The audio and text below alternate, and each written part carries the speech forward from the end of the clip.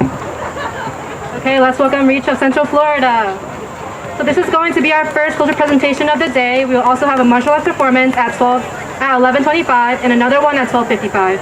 The mission of Reach is to promote the recognition and experience of Asian cultural heritage by reaching out to the Central Florida community. Reach provides young leaders in the Central Florida community with cultural performances, festival activities, and volunteer opportunities. We welcome our first cultural performance by Winter Springs, presenting India.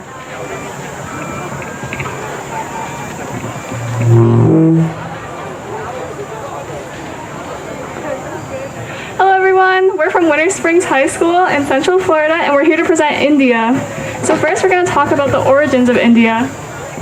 Okay, so India started in the Indus River Valley along with the Mesopotamians and the ancient Egyptians. At this time, race 12, please make your way After to the many marshalling conflicts, area. they ended up as one of the biggest countries Tampa, with the highest Blake, and Tough population. Red. Please make your way to the marshalling area at this time. And now for some important people. So on the bottom we have Gandhi, who's very famous for advocacy for nonviolent protest.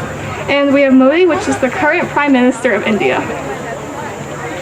And now for some celebrations that are performed in India, we have Holi, which is a popular festival, also known as the Festival of Colors. It's a 2-day event, and the first one includes a bonfire, and the second is where the celebration of the streets occurs with many different colored powders. Diwali is also known as the Festival of Lights. It is a 5-day event to celebrate the new year, and they celebrate with food, worship, and celebration. Henna history is an important part of India's culture, and body art has been used for decades. And if you would like to get your henna done, there's Priya's Henna Tent, so make sure you check that out. Okay, so now for some Bollywood movies. So Three Idiots has 100% on Rotten Tomatoes, and it's one of the most popular Indian movies in Bollywood history. And it's about three people who in college, they form a great bond, and they have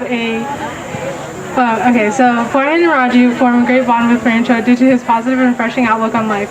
Years later, a bet gives them a chance to look for their long-lost friend whose existence seems rather elusive. And then we have Chennai Express, which is about a man's trip to fulfill his late grandfather's last wish that turns into an unexpected adventure when he meets a race 12, unique young woman from southern India. And then lastly we have Ye Jawani Hai Diwani, and it's about a young medical student who falls in love with a man who plans to travel the world and never settle down or get married. And it's become one of the highest grossing Indian films of all time. And then we have some famous Bollywood actors like Kareena Kapoor, Amitabh Bachchan, and Shah Rukh Khan.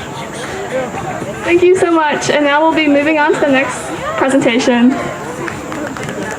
All right, thank you, Winter Springs High School. Next up, we have University High School presenting Vietnam.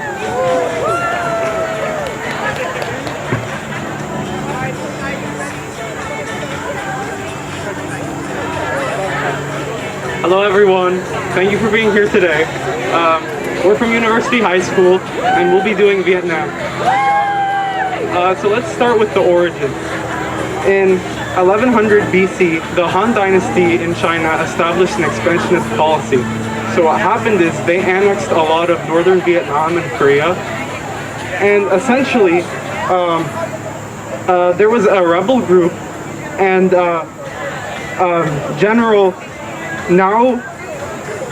President Ngo Chin raised an army, and they combated the Chinese forces, and they claimed independence for Vietnam.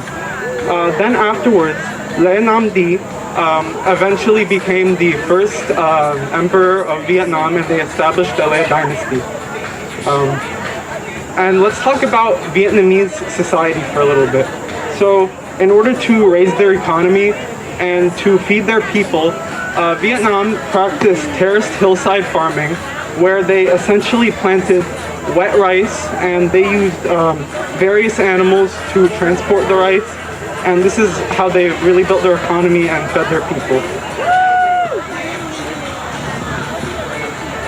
Hello. Vietnam is also renowned for their food. Some of these foods include banh mi, which is a Vietnamese sandwich that serves meats and vegetables on a baguette. Another dish that is really popular in Vietnam is pho, which is a soup dish which contains meat and vegetables.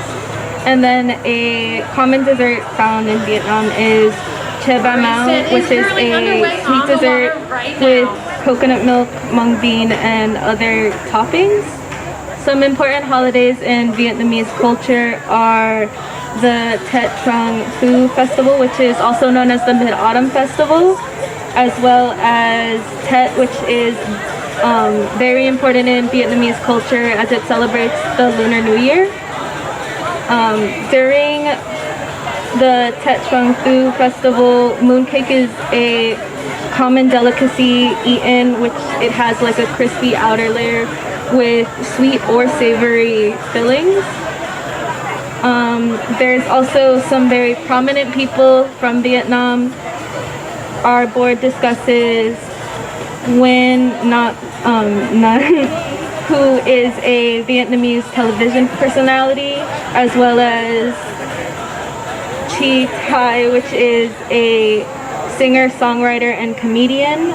We also talk about Nguyen Cao Ki Duyen, who is a singer-songwriter who is extremely popular in Vietnam.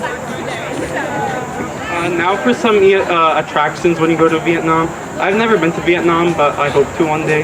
And some attractions are in Ho Chi Minh City. There's the Cu Chi tunnels, which were actually used during the Vietnam War to transport soldiers and supplies. So now it's a tourist attraction, and you can see it underground. There's also Ha Long Bay, where there are emerald waters and the limestone islands. All right, we got and you can fish there, you can do hiking there.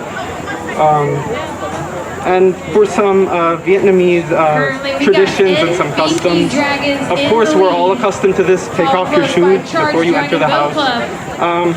Don't put your chopsticks up in the bowl because that's disrespectful. They are battling for that finish line, come on! And when you greet someone, you put both your hands together and you bow. So really that's all. But we'd like to wish Vietnam the best because we know nowadays, because of the pandemic, that their manufacturing industry is struggling and the COVID-19 pandemic cases are rising. So we wish everyone the best, and thank you for your time. All right, thank you, University High School. Next up, we have Timber Creek High School presenting China. And third place for our race, and we got Dueling Dragons 2.